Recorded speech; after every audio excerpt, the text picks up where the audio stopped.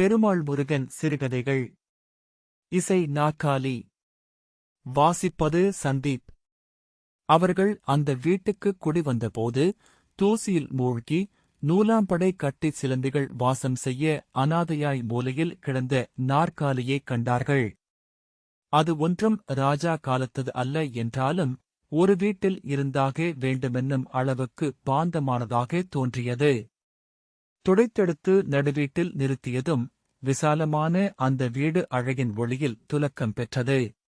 பயன்பாட்டின் சுவடுகள் கீறல்களாக அதன் மேனி எங்கும் படிந்திருந்தன.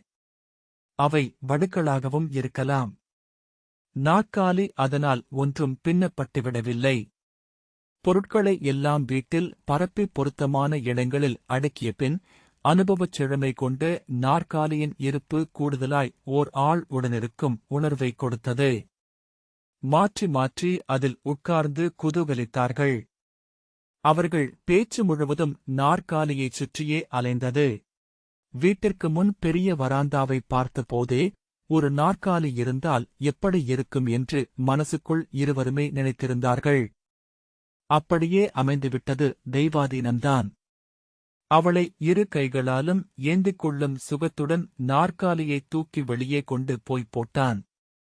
அவன் முக பாவனையில் வெட்கம் கொண்டாள். மாடியின் சுற்றுச்சுவரில் காலை தூக்கி வைத்துக் கொண்டு அவன் உட்கார அவள் சூடான தேநீருடன் வந்தாள். உடனே எழுந்து அவன் சுவர்மேல் உட்கார்ந்து கொண்டு நாற்காலியை அவளுக்கு விட்டுக் கொடுத்தான். அந்தப் பொழுது அவளுக்கு ரொம்பவும் இன்பகரமாயிருந்தது. வாழ்நாள் முழுவதும் இப்படியே போய்விட வேண்டும் என்று மனதார எண்ணினாள். அவன் பெருமையுடன் சிரித்தான். மலர்ச்சி கொண்டிருந்த அவள் முகத்தைப் பார்த்தபடியே தேநீர் பருகுவதன் சுகத்தை அனுபவித்தான். இவ்வளவு அற்புதமான வீட்டைக் கட்டியது கூட பெரிதாகப்படவில்லை. அதற்கேற்ற நாற்காலியை புதையல் போல போட்டு வைத்திருந்ததற்காக வீட்டுச் சொந்தக்காரரை போற்றினார்கள். இருவருக்கும் பொதுவான ஜீவனாகவே நாற்காலியை பாவித்தார்கள். அவன் வெளியே போய்விடுகிற பகல் வேளைகளில் அதன் இருப்பை பெருந்துணையாய் அவள் உணர வாய்த்தது. மாலை நேரங்களில் அவன் வந்தவுடன் உட்கார்ந்து இளைப்பாறுவதற்கு அது மடி கொடுத்தது. சுவர் அலமாரியில் காலை தூக்கி வைத்துக் கொண்டு வானொலி கேட்டான். புத்தகம் படித்தான்.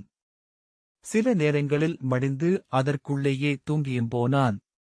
கால்களை மடித்தபடி நின்று அது அவனை ஏந்திக் கொண்டது. தொந்தரவற்ற நிம்மதியோடு உறக்கம் கொண்டான். அவன் உறங்குவதைக் கனிவோடு பார்த்து ரசிப்பது அவளுக்கு விருப்பமானதாயிருந்தது. அவனைப் பார்க்க எப்போதும் நண்பர்கள் வந்து கொண்டே இருந்தார்கள். யாராவது வந்ததும் அவர்களை நாற்காலியில் உட்கார்த்திவிட்டு அவன் சுவரோடு சாய்ந்து கொள்வான். வெளியே என்றால் கைப்பிடிச் சுவரில் உட்கார்வான். அவன் நண்பர்கள் பலரும் அந்த நாற்காலியில் உட்காருவதற்கென்றே வருவதாக தோன்றியது. அவர்களை உபசரிக்கும் பொருட்டு வேறு வேலைகளிலோ சமையலறையில் அவள் இருப்பாள். அவன் வீட்டில் இருக்கும் நேரங்களிலெல்லாம் நாற்காலி தேவைப்பட்டது. அதை விட்டு அவன் நகர்வதேயில்லை. அவனிருக்கும்போது அவள் நாற்காலியில் உட்கார்ந்திருந்தால் எரிச்சல் பட்டான். டிவளிய அலஞ்சிட்டவர்ரன் செத்த உட்காரலாம்னா முடியுதா என்று அலுத்துக் கொள்ளும்போதே அவள் எழ வேண்டி வரும். பகல் முழுவதும் சும்மா கிடக்கும் நாற்காலியில் அவள் உட்காரலாம்தானே என்பது உள்ளடங்கி ஒலிக்கும். நாற்காலியின் மேல் காட்டும் அக்கறையில் தன்னைக் கூட மறந்து விடுவானோ என்று பயந்தாள். வரவர அதை பார்த்தாலே உணர்ச்சிவசப்பட்டாள். அடிக்கடி முணுமுணுக்கவும் செய்தாள். இன்னொரு நாற்காலி வாங்கணும். அவன் அதை கேட்காதது போலவே நடந்து கொண்டான். சில சமயங்களில் லேசாக தலையை அசைத்து வாய்க்குள்ளேயே இம் இம் என்பான். அவள் முணுமுணுப்பு பெருகியது. முணுமுணுப்பைத் தவிர அவனோடு பேசுவதற்கு விஷயம் எதுவுமில்லாமல் ஆயிற்று. அவன் வீட்டுக்குள் நுழையும்போது வரவேற்கும் முணுமுணுப்பு வெளியே கிளம்பும் வரை அப்படியே இருந்தது. அவன் வெளியேறும் சமயத்தில் ஒரே குரலாக எழுந்து அவனை விரட்டியது. குனிந்தபடியே வேகமாகப் போய்விடுவான். இனியும் சமாளிக்க முடியாது என்ற நிலை வந்தபோது மாத வரவு செலவுக் கணக்கை பிரித்து வைத்தான். செலவுக்கு வரவு போதாமலே இருந்தது பட்டியலில். அது அவன் எண்ணியது போலவே கொஞ்ச நாள் அவள் முணுமுணுப்பை நிறுத்தியது. பெரிய பலனில்லை. வலுக்கட்டாயமாக நிறுத்தும் கட்டத்தை கடந்திருந்ததால் அவளை அறியாமலே அது வெளிப்பட்டது. அவன் விரிவுரை நிகழ்த்தத் தொடங்கினான். எந்த நேரத்தில் என்றாலும் தயக்கமின்றி பேசுவான். பெரிய நகரத்தில் குடும்பம் நடத்தும் சிரமங்களைப் பற்றியும் தினம் தினம் ஏறிக்கொண்டிருக்கும் விலைவாசி குறித்தும் அவனுக்கு தேவையான உடைகளைக் கூட வாங்கிக் கொள்ளாத நிலையை விளக்கியும் அவன் சொற்பொழிவுகள் அமையும். கராராக நாற்காலியைப் பற்றி பேச மாட்டான். அவன் அதைக் குறித்துத்தான் பேசுகிறான் என்பதை அவள் அறிவாள். அவள் கோபமாக இருக்கும் சமயமறிந்து பெரிய மனது செய்பவன் போல நாற்காலியை விட்டிறங்கி கீழே உட்கார்ந்து கொள்வான். அவள் உட்கார்கிறாளா என்பதையும் கடைக்கண்ணால் கவனித்துக் கொண்டே இருப்பான். அவளுக்கு அதில் உட்கார்வதே வெறுப்பாயிருந்தது. அவன் இல்லாத போதும் அதனருகில் போவதில்லை. அது அவனுக்கே உரியது என்கிற எண்ணம் வந்திருந்தது. அவனில்லாத போது அதில் உட்கார்வது திருட்டுத்தனமாய் ஒரு காரியம் செய்வதைப் போலிருந்தது. அவனுடையதாக மாறிவிட்டு அதில் பங்கு கேட்பதை அவமானமாய் உணர்ந்தாள். தனக்கென்று வேறு நாற்காலி வந்தால்தான் நிம்மதியாக இருக்க முடியுமென்பதை எத்தனையோ விதமாக அறிவித்தாள். அவன் சொற்பொழிவுகளை அசட்டை செய்து குப்பையோடு அள்ளி வெளியே போய் வீசினாள். நாற்றம் கப்பிய அவன் குரல் எழுந்த ஒரு பொழுதில் பற்களைக் கடித்துக் கொண்டு அவனை பார்த்து கத்தினாள். இது உன்னோட சனியன், என்னோடதல்ல. அதன்பின் அவன் அமைதியானான். அதிலேயே உட்கார்ந்து கொள்ளலாம் என்று விரிவுரை செய்வதை விட்டொழித்தான். ஆனாலும் புது நாற்காலி வாங்குவதில் அவனுக்கு விருப்பமில்லை. அவளுக்கு பணியவும் பிடிக்கவில்லை. வழக்கம்போல் வரவு செலவுக் கணக்கை நீட்டிய போது பெரிய ஆர்ப்பாட்டத்தோடு அதை கிழித்து வீசினாள். அந்த மாதம் நாற்காலி வாங்கியே ஆகஸ்ட் வேண்டுமென்பது அவனுக்குப் புரிந்தும் கோபித்துக் கொண்டு போவதைப் போல சட்டென்று வெளியேறினான். அவள் பயந்தது போலவே விரும்பியது மாதிரியே எதுவும் நடக்கவில்லை. அவன் விரைவில் திரும்பிவிட்டான். கையில் புத்தம் புது நாற்காலி இருந்தது. வேண்டாத பொருளை எடுத்தெறிவது போல ஒரு சுவர் மூலையில் அசிரத்தையாக வைத்துவிட்டு சட்டையைக் கழற்றினான். நாற்காலியைக் கண்டதும் அவனோ அவன் முகபாவமோ அவளுக்கு ஒரு பொருட்டாகவே இல்லை. குழந்தையை வாரி அணைப்பதாய் இருகைகளையும் நீட்டி எடுத்தாள். பழைய நாற்காலியைப் போல் இது அவ்வளவு கவர்ச்சியாயில்லை என்றாலும் புது மெருகு அவளுக்கு கர்வத்தைக் கொடுத்தது. அவள் முகமும் நாற்காலியின் பளிரிடலும் வீடெங்கும் மகிழ்ச்சியைப் பரப்பின. இதில் நீட்டவும் மடக்கவுமான வசதி இருந்தது. தேவை இல்லாத போது மடக்கி உள்ளே வைத்துவிடலாம். யாரும் உட்கார்ந்து விடுவார்கள் என்று பயம் கொள்ள வேண்டியதில்லை. பழைய நாற்காலியை பரிகாசத்தோடு பார்த்து சிரிப்புதிர்த்தாள். அப்போது அதில் சோர்வாக அவன் உட்கார்ந்திருந்தான். அந்த வீட்டுக்கு வந்து முதல் நாள் இருந்ததைப் போல வீடெங்கும் நிம்மதி நிறைந்துவிட்டதாய் தோன்றியது. அவளுக்கு பழைய நாற்காலியின் வாடையே பிடிக்கவில்லை. அதன் பக்கமே வருவதில்லை. அதைப் பற்றி பேச்சும் எடுப்பதில்லை. அவளுண்டு, அவள் நாற்காலியுண்டு என்றிருந்தாள். அவனைப் போலவே நாற்காலியிலேயே தூங்கவும் செய்தாள். அவனைப் பழிவாங்குவது போல நாற்காலியுடனேயே வசித்தாள். அவனும் அவன் நாற்காலியும் சட்டை செய்ய வேண்டியிராத எதிரிகளாயினர். அவன் வெளி வராண்டாவில் உட்கார்வதைப் போல அவளும் உட்கார்ந்தாள். காலை தூக்கிக் கைப்பிடிச் சுவரில் வைத்துக் கொண்டாள். சாய்ந்தபடி புத்தகம் படித்தாள். வானொலி கேட்டாள். சிறு அட்டை ஒன்றை இரு கைப்பிடிகளுக்குமிடையே வைத்துக் கொண்டு ஏதேதோ எழுதுவதாகவும் பாவித்தாள். சில சமயம் எழுதவும் செய்தாள். நாற்காலியில் இருக்கும்போதெல்லாம் காற்றேறிப் பறப்பதாய் உணர்ந்தாள். அவ்வப்போது அவன் மீது இரக்கம் சுரந்தது. கொஞ்ச நாள் இழுத்தடித்த போதும் அவன்தானே நாற்காலி வாங்கி வந்தான் என்ற எண்ணம் கருணை கொடுத்தது. நாற்காலி வேண்டி அவனை மிகவும் கொடுமைப்படுத்திவிட்டதாக சில சமயங்களில் மனசுக்குள் மருகினாள். நாற்காலியில் எந்தவித உரிமையும் கொண்டாட அவன் முயலாதது இன்னும் கனிவாகப் பார்க்க வைத்தது. அவளின் நெகிழ்ந்த தன்மையை அவன் எப்படித்தான் அறிந்து கொண்டானோ தெரியவில்லை. அன்று மாலை அவனை பார்க்க வந்த நண்பன் ஒருவருடன் பேசிக் கொண்டிருக்கும்போது அவள் எழுந்து தேநீர் போடப் போனாள். சுவர்மேல் இருந்து அவன் எழுந்து மிகவும் உரிமையோடு அவளுடைய நாற்காலியில் உட்கார்ந்து கொண்டான். முதலாக அப்போதுதான் அதில் உட்கார்ந்தாலும் உறுத்தல் ஏதுமின்றி மிகவும் வசதியாக உணர்ந்தான். நண்பனோடு இயல்பாக பேசிச் சிரித்தான். அவள் தேநீர் கோப்பையோடு வந்ததும் அவனை பார்த்து மெல்லச் சிரித்து அங்கீகரித்தாள். அவனுக்கு இதுநாள்வரை இழைத்த கொடுமையை சரிசெய்ய தனக்கோர் சந்தர்ப்பம் கிடைத்திருப்பதாய் அவள் நினைத்துக் கொண்டிருக்கலாம். அவள் சிரிப்பு அவனுக்கு பெரிய தைரியத்தை கொடுத்தது. அவள் எப்படி நடந்து கொள்வாளோ என்று மனசுக்குள் தவித்த பயம் தேவையற்றதானது. பின் யாரேனும் வரும்போது லேசாக அவள் பக்கம் திரும்புவான். அவளும் உணர்ந்தது போல புன்னகையோடு எழுந்து உள்ளே போய்விடுவாள். நண்பனோ அவனோ அவள் நாற்காலியில் உட்கார்ந்து கொள்வார்கள். உள்ளே சுவரோடு சாய்ந்தபடி அவள் ஏதாவது செய்து கொண்டிருப்பாள். பெரும்பாலான மாலைகள் இப்படியாக அவள் மனதில் பீதி சூழ்ந்தது. புது நாற்காலியையும் அவன் பிடுங்கிக் கொள்வானோ? பழையதைப் போலவே இதுவும் கை நழுவிவிடுமோ? நண்பர்கள் வரும்போதுதானே என்றும் அவன் அத்தனை மோசமானவன் இல்லை என்றும் என்னென்னவோ சமாதானம் செய்து கொண்ட போதும் அவள் அமைதியடையவில்லை.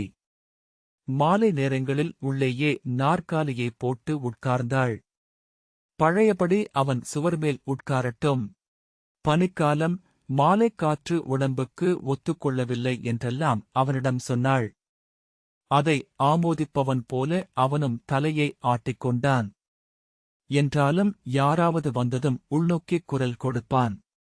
அவள் தேநீருக்காக சமையலறைக்குள் நுழைந்ததும் பின்னாலேயே வந்து நாற்காலியை எடுத்துக்கொண்டு போய்விடுவான். இத்தனைக்கும் மடக்கி சுவரோடு சாய்த்து வைத்துவிட்டுத்தான் போவாள்.